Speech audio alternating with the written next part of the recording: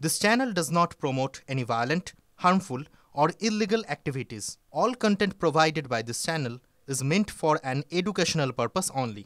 Cancer Healer Center, a new beginning. ভাস্কর গুপ্তকে যাদবপুরের অস্থায়ী উপাচার্যের পদ থেকে সরিয়ে দিলেন রাজ্যপাল। এই নিয়ে শিক্ষামন্ত্রী ব্রাত্য বসু তিনি প্রেস বৈঠক করছেন। সভাতেও আমি কথা বলেছি, আমি একে ধন্যবাদ দেব আমাদের ঋতব্রত বন্দ্যোপাধ্যায়কে যে তিনি যথাযথ প্রশ্ন রাজ্যসভায় তুলেছেন এবং বিজেপি যে বাঙালিকে, বাংলাকে, বাঙালির আন্দোলনকে, বঙ্গদেশকে কতটা খাটো চোখে দেখে এই উত্তর সেটাই প্রমাণ করছে।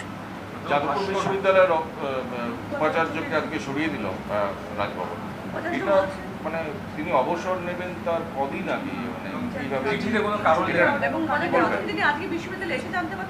ভেবে দেখুন তাহলে কতটা এই ধরনের, কতটা এক ধরনের চিন্তার, কতটা দেউলিয়াপনা থাকলে এই অবসরের 3 দিন আগে এইভাবে উপাচার্যকে সরিয়ে দেওয়া হয়।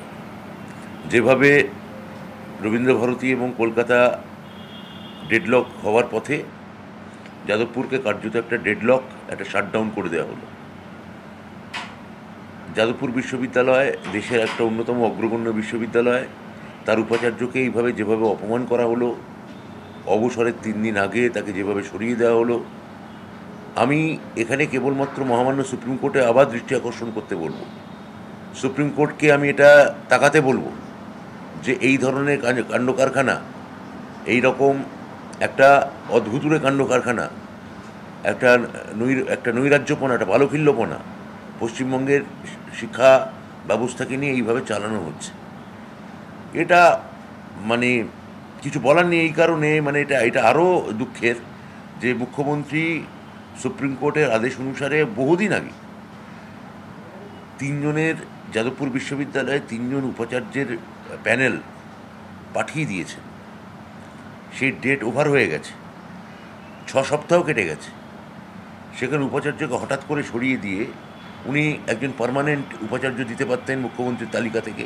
মুখ্যমন্ত্রী যাকে 1 নম্বরে রেখেছেন তিনি সেটা করলেন না, মুখ্যমন্ত্রীর তালিকা গ্রহণ করলেন না, বরং তিনি ইউনিভার্সিটিটার একটা অচলাবস্থা টেনে আনলেন। আমি তো বলবো যে যাদবপুরে তথাকথিত যে শক্তিশালী অধ্যাপক সংগঠন, যারা সিসিটিভি বসবে কি বসবে না তাই নিয়ে মতামত দিতে পারে, নিকারাগুয়ার বিপ্লব হয়েছিল কি হয়নি তাই নিয়ে মতামত দিতে পারে, এখানে তাদের বিশ্ববিদ্যালয়কে যে এইভাবে অচলাবস্থার দিকে ঠেলে দেওয়া হলো, আমি এই শক্তিশালী শিক্ষক সংগঠন তথাকথিত তারা কি স্টেটমেন্ট দেয় আমি আপনাদের থেকে জানার জন্যে আমি আগ্রহ বোধ করছি। খেলার বল নিয়ে বিবাদের জেরে শিশু খুন। চাঞ্চল্যকর ঘটনাটি ঘটেছে ডোমজুর থানার দাসপাড়া এলাকায়। বাড়ির কাছেই ঝোপ থেকে উদ্ধার শিশুর দেহ, গলায় জাবার ফাঁস দিয়ে শ্বাসরোধ করে খুনের অভিযোগ। ঘটনায় এক নাবালককে গ্রেফতার করেছে ডোমজুর থানার পুলিশ। জিজ্ঞাসাবাদে খুনের কথা স্বীকার নাবালকের। দর্জির কাজ শিখতে ডোমজুর এসেছিল দক্ষিণ 24 পরগনার বাসিন্দা ওই নাবালক।